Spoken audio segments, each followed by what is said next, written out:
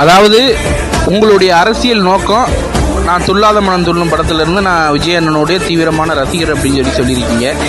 இந்த தமிழக வெற்றி கழகத்துக்குள்ள கட்சியிலேருந்து போஸ்டிங் வாங்கிட்டு இருந்து இது வரைக்கும் மக்களுக்கு என்ன நல்லதுன்னு நீங்கள் பண்ணியிருக்கீங்க? அதாவது இப்போ சொல்லணும்னா நம்ம ஊர் சிறுவம்பூர் உப்புக்கோட்டைன்னு தான் பேர் இருந்தது. ஒரு 18 கிளைகள் இருக்குது. அதில் பார்த்தீங்கன்னா ஒரு குடியிருப்பு தான், ஒரு சின்ன புள்ளி தான் உப்புக்கோட்டைங்கிற ஒரு புள்ளி. அந்த இதில் பார்த்தீங்கன்னா அத்தனை லேடிஸுமே கவர்ந்த அளவுக்கு இன்றைக்கி வந்து டிவிக்கேனா என்ன அப்படின்னா மகளிர் அப்படிங்கிறது ரொம்ப ஒரு உதாரணமாக இருக்காங்க.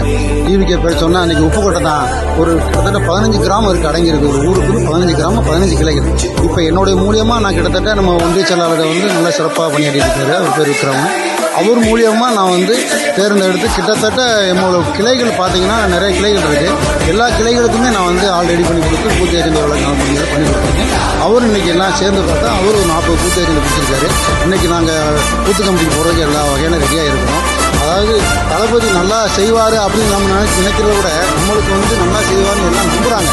அந்த நம்பிக்கை என்றைக்குமே நாங்கள் புறப்படுறோம்.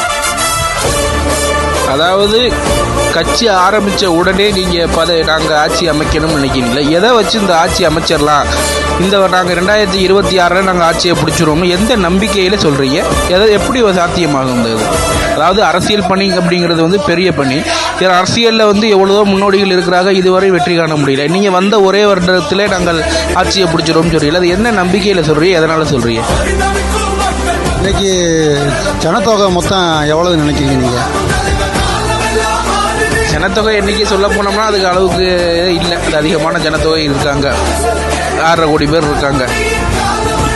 அதில் 6.5 கோடியில் குறைஞ்சது 2.5 கோடி விஜய் ஃபேன் இருக்காங்க. சரிங்களா? அதில் வந்து மகளிர் அப்படின்னு எடுத்துக்கிட்டிங்கன்னா கிட்டத்தட்ட 1 கோடி சில்லற பேர் இருக்காங்க. இதில் முக்காசி வந்து எங்களோட மகளிர் தான் ரொம்ப